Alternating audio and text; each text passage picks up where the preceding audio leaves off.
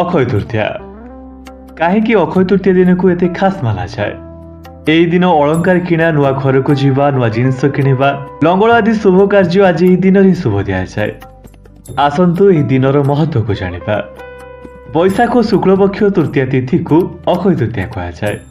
ଏହି ଦିନ ସୂର୍ଯ୍ୟ ଓ ଚନ୍ଦ୍ର ଦୁଇ ଜଣ ଯାକ ନିଜ ରାଶିର ଉଚ୍ଚ ସ୍ଥିତିରେ ରହିଥାନ୍ତି ଓ ଶୁଭ ପରିଣାମ ଦେଇଥାନ୍ତି।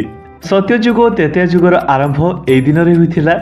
ଭଗବାନ ବିଷ୍ଣୁ ନରନାରାୟଣ ରୂପ ଏହି ଦିନରେ ହିଁ ନେଇଥିଲେ।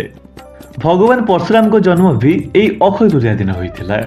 ଏହି ଦିନରେ ହିଁ ଭଗବାନ ଗଣେଶ ମହାଭାରତ କାବ୍ୟ ଲେଖା ଆରମ୍ଭ କରିଥିଲେ ଓ ଏହି ଦିନ ମହାଭାରତ ଯୁଦ୍ଧ ବି ସରିଥିଲା। ଖାଲି ଏତିକି ନୁହେଁ, ଅକ୍ଷୟ ତୃତୀୟା ଦିନରେ ହିଁ ବଦ୍ରୀନାଥର କବାଟ ଖୋଲେ। ଏହି ଦିନ ଗଙ୍ଗା ଧରିତ୍ରୀରେ ଅବତାରଣ କରିଥିଲେ। ଜଗନ୍ନାଥଙ୍କ ରଥର ଆରମ୍ଭ ଏହି ଦିନରେ ହିଁ ହୁଏ। ଏହି ଦିନ ସୁଦାମ ଶ୍ରୀକୃଷ୍ଣଙ୍କ ମିଳନ ମଧ୍ୟ ହୋଇଥିଲା। ଏହି ସବୁ କାରଣ ଯୋଗୁଁ ଏହି ଦିନକୁ ଏତେ ଖାସ୍ ଓ ପବିତ୍ର ମାନାଯାଏ।